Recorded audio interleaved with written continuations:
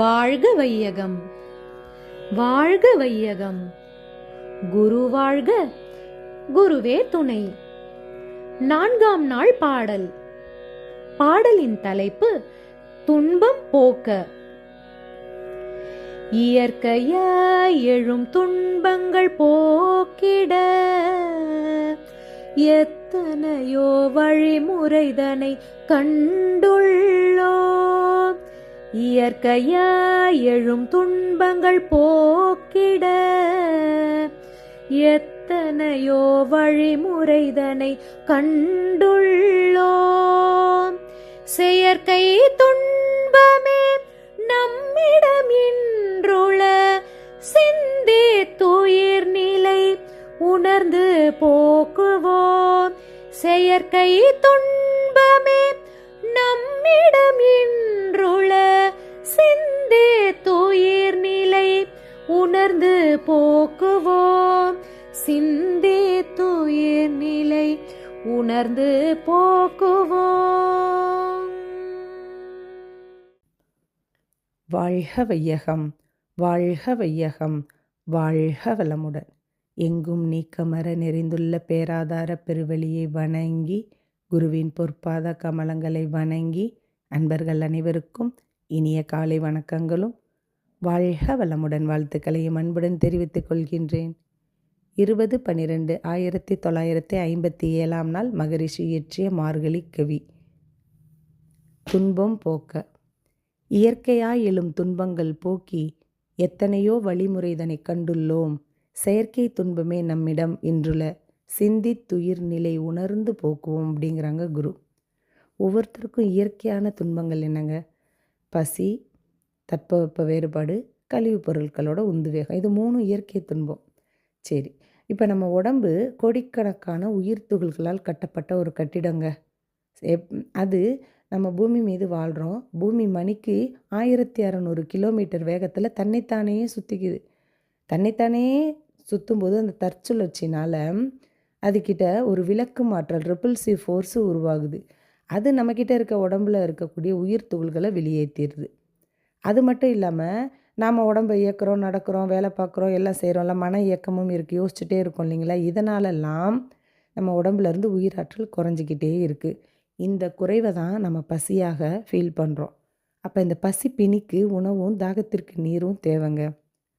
எப்படி ஃபோனில் சார்ஜ் இல்லைன்னா பேச முடியாது, வாட்ஸ்அப் பார்க்க முடியாது, சேட் பண்ண முடியாது இல்லைங்களா? அதே போல் இந்த உடம்புக்குள்ளே இது இல்லைன்னா எதுவுமே செய்ய முடியாது.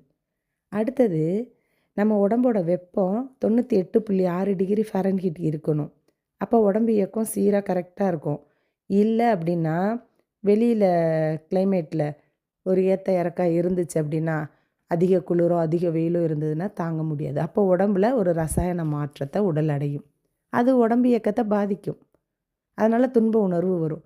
அப்போ பனி, மழை, வெயில், ஏற்றத்தாழ்வு எல்லாம் நம்ம காத்துக்கணும். எல்லாராலும் எல்லாத்தையும் தாங்க முடியாது இல்லையா? அதுக்கு வீடு வேணும், ஆடை வேணும், வேறு சில விஞ்ஞான கருவிகள்லாம் நமக்கு தேவை.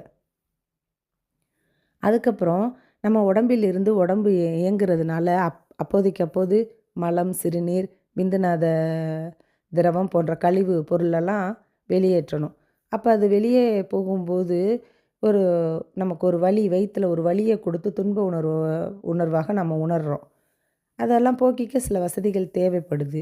அதனால தான் பருவ வயது வந்தவுடன் ஆணுக்கு பெண்ணும், பெண்ணுக்கு ஆணையும் ஒரு சமுதாய அமைப்புக்கு ஏற்ற மாதிரி நம்ம அந்த இல்லறத்தின் மூலம் அவங்க அதை முறைப்படுத்திக்கணும்னு ஏற்படுத்தி கொடுக்குறோம். அப்போ கரண்ட்டு இப்போ வந்திருக்கு. நம்ம கரண்ட்டு வந்ததுக்கப்புறம் செயற்கை துன்பம் பெருகி தான் இருக்குது பார்த்திங்கன்னா. இப்போ இந்த கரண்ட்டை இப்போ நம்ம உடம்புல காந்தம்னு வச்சுக்கோங்களேன். எந்த ஒரு விஷயத்தை பற்றி நம்ம தெரிஞ்சுக்கிட்டா இறைவன் முதல் உயிர் வரை எல்லாத்தையும் தெரிஞ்சுக்கலான்னா அது காந்தம் தாங்க. இப்போ இந்த கரண்ட் இருக்குன்னா வீட்டில் சுவிட்சை போட்டால் லைட் எரியுது, வெளிச்சமாக இருக்குது.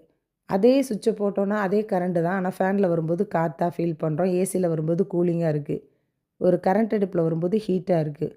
கரண்ட்டு ஒன்று தான், ஆனால் அதோட பயன்பாடு டிஃப்ரெண்ட் இருக்குது. அதேமாரி இந்த காந்தம் ஒன்று தான், ஆனால் அது 5 புலன்கள் வழியாக வெளியே வரும்போது ஒவ்வொரு 5 புலன்களுக்கும் வேறு வேறு பயன்பாடு. தோலில் தொடு உணர்வாகவும், நாக்கில் சுவை உணர்வு, மூக்கில் வாசனையாக, கண்ணில் வெளிச்சமாக ஒளியாக, காதில் ஓசையாக மாறுது. இதை ஞாபகம் வச்சுக்கோங்க. இந்த காந்தம் தான் மின்சாரம் போல் இந்த காந்தத்தை வச்சு நம்ம உணர்த்தலாம். இது இறைவனுக்கும் நமக்கும் ஒரு பாலம் போல் இருக்குது இந்த காந்தம். இப்போ இந்த காந்தம் எப்படி வந்ததுன்னு கண்டுபிடிச்சோம்னானே இறைவனை பார்த்துடலாம். இந்த இறைவெளி தண்ணீருக்கு சூழ்ந்தழுத்தும் ஆற்றல்னு ஒன்று இன்பில்டாக இருக்குங்க அந்த சுத்தவெளிக்கிட்ட, அந்த ஸ்பேஸில். அந்த ஆற்றல் தன்னைத்தானே இறுக்கிக்குது, நொறுக்கிக்குது. பார்த்திங்கன்னா செல்ஃப் சரௌண்டிங் கம்ப்ரசிவ் ஃபோர்ஸும்பாங்க மகான். அதனால் அது உடஞ்சி போச்சு.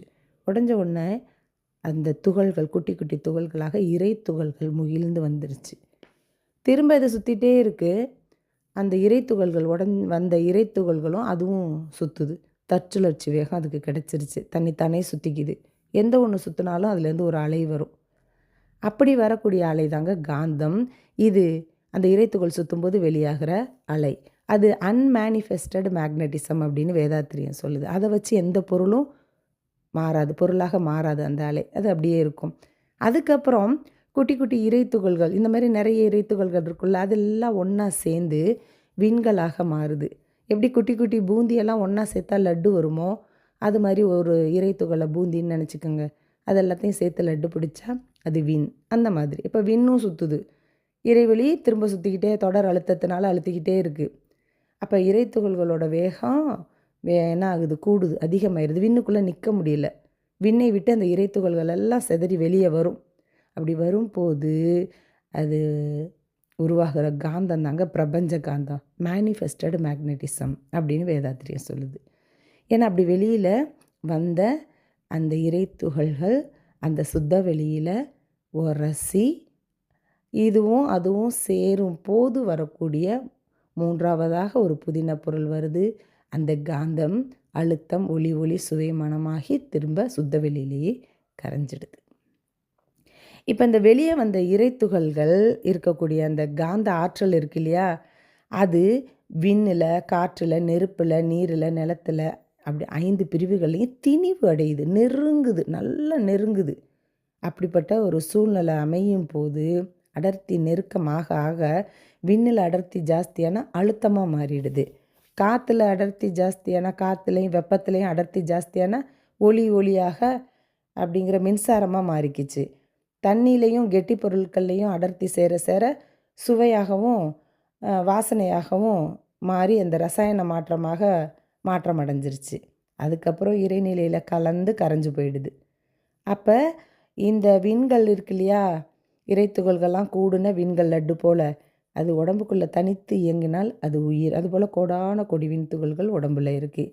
இந்த விண்கள் உடம்புக்குள்ளே சுற்றி வரும் தானே, அப்போ அதிலிருந்தும் அலை வரும் தானே. அப்போ உடம்புக்குள்ளே இருக்கிற சுத்த வெளியோடு அது மோதுனா என்னவாக மாறும், காந்தமாக மாறுனா அழுத்தம் ஒளி சுவை மனமாக மாறி எதன் வழியாக வெளியில் வரும், புலன்கள் இருக்கே 5 புலன்கள், அது வழியாக வெளியேறி பிரபஞ்சத்தில் கலந்து கரைஞ்சு போயிடும். இதனை தான் இந்த மாதிரி செய்யும்போது இந்த புலன்கள் தாங்கிக்கிற அளவுக்கு அது வெளியேறிச்சு அந்த காந்தம் அப்படின்னா அது இன்ப உணர்வாக இருக்கும். ஏன்னா அந்த நம்ம உடம்புக்குள்ளே நுண்ணுடல் இருக்குது, காத்தோட்டமும் இருக்குது, ரத்த ஓட்டம் அப்படியெல்லாம் இருக்குது, காந்த ஓட்டமெல்லாம் இருக்குது. எல்லாமே அதுக்கு ஏற்ற மாதிரி சுற்றி ஓடிக்கிட்டு இருக்கோம். இது ஒன்றும் இன்னொன்னோட போய் ஓடுற வேகத்தில் உரசிச்சின்னு வச்சுக்கோங்களேன். ஒவ்வொன்றுக்கும் ஒரு ஓட்டத்தில் வேறுபாடு இருக்குது. ஆனால் ஒன்று இன்னொன்று மீது போய் உரசிச்சின்னா இந்த உரசல்களை காந்த களத்தில் உள்ள மனசு, ஏன்னா அதுவும் ஒரு அலை வடிவத்தில் தானே இருக்கும், அந்த உணர்வாக பெறுது. இந்த உரசல்கள் சமமாக இருந்துச்சுன்னா அமைதி, கொஞ்சம் அந்த உரசல்கள் தூண்டப்பட்டுச்சுன்னா அது இன்ப உணர்வு, அதிகமாக தூண்டப்பட்டு எழுச்சி பெற்று இதே காந்தம் மின்சாரமாக மாறி ஷார்ட் சர்க்கியூட் அடைஞ்சிருச்சுன்னா அது பொருந்தாத உணர்வு வந்துடும், அது துன்பம். அமைதி நிலையில் மனசோட அந்த ஃப்ரீக்குவன்சியை குறைச்சி ரொம்ப கம்மியாக அமைதியாக வச்சுக்கிட்டோம்னா இயற்கை ரகசியங்கள் மனதுக்கு எட்டும் அப்படிங்கிறாங்க. இது பேரின்ப நிலை. இப்போ 4 உணர்வு இருக்குது, அமைதி, இன்பம், துன்பம், பேரின்பம்னு. நம்ம எப்போதுமே இன்பத்தை பற்றியே பேசுவோம், பேரின்பத்தை பற்றி யோசிக்க மாட்டோம்.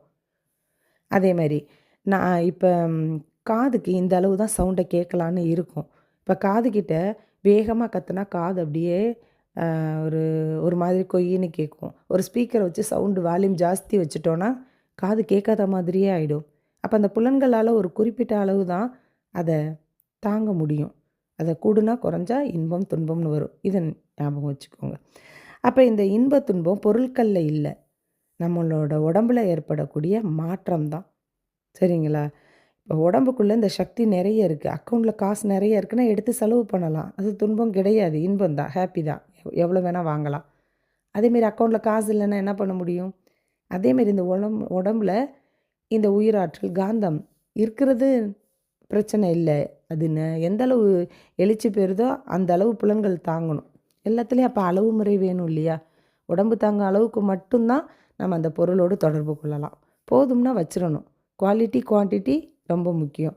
இப்போ ஒரு கப்பு சூப்பு குடிக்கிறோம், டேஸ்ட்டில் நல்லா தான் இருக்குது. 2 கப்பு குடிக்கிறோம், பரவாயில்ல, குடிக்க முடியுது. அடுத்தெல்லாம் குடித்தா வாமிட் வந்துடும் இல்லைங்களா? அப்போ அந்த நம்ம குடிக்கக்கூடிய சூப்பில் இன்பம் இருக்குன்னா எத்தனை கப்பு வேணால் குடிக்கலாமே. அளவு முறை மீறும்போது அது துன்ப உணர்வாக மாறுதில்ல. ஏன்னா உள்ள காந்தம் இல்லை, நமக்கு குறையுது. அதனால தான். சரி, இப்போ எல்லாமே உயிரை கொண்டு செலவு பண்ணி தான் என்ஜாய்மெண்ட்டே பண்ணிகிட்ருக்கோம். அதனால தான் உயிரை வாங்காத ஏன் உயிரே போகுதுன்னு கூட நம்ம பேசுவோம் நார்மலாகவே. அப்போ அந்த உயிரை பேணி பாதுகாப்போம். செயற்கை இன்பம் நமக்கு வேண்டாம், உயிரை செலவு பண்ணி வேண்டாம். அதே இறையை நோக்கி தான் நம்ம செலவு செய்து இறையை தான் நம்ம உணரணும், இயற்கையோடு இணைஞ்சிருக்கணும் என்று கூறி, இதை கேட்டுக்கொண்டிருக்க அன்புள்ளங்களுக்கு நன்றி கூறி, வாய்ப்பளித்த இறை குருவுக்கு நன்றி கூறி சிந்தனையை நிறைவு செய்கின்றேன். வாழ்க வளமுடன். நன்றி.